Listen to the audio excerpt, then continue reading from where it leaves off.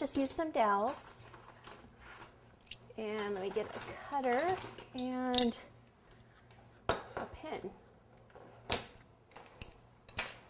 Okay, so let's see, I don't want to go too close to that edge, and I'll show you why in a minute. So push this in right about there. And I'll use this one as a guide because it's a little messy. These PVC pipe cutters I use to cut this.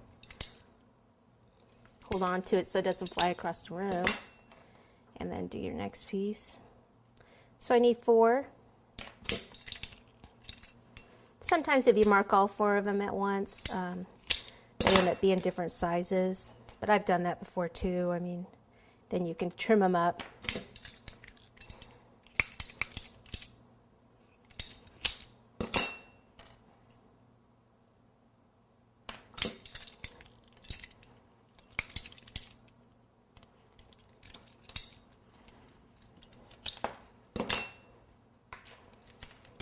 That one for the next tier. All right, so this will go in here. And that bottom layer is quite cold.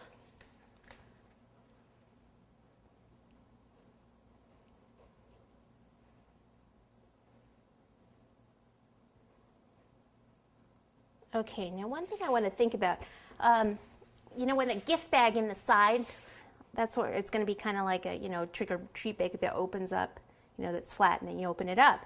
So it usually kind of goes in a little bit here and then has a crease, you know, in the center.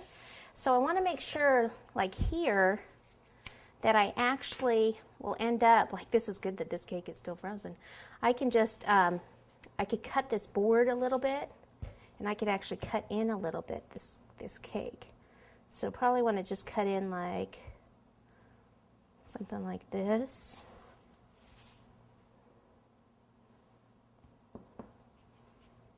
I'm going to take that out, and I don't need that. Same here.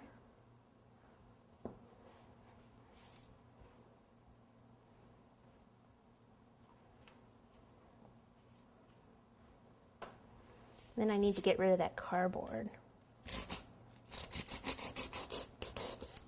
No, you can't always put your cake on the side like that. There we go.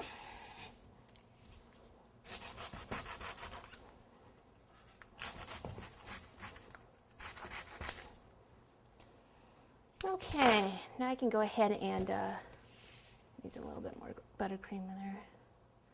Looks like it goes down a little bit there, so I want to make sure there's enough buttercream in the corners. So I'll just go ahead and pop that right on there. Okay, buttercream on the next layer, and then I'll put supports in this just like I did the bottom one.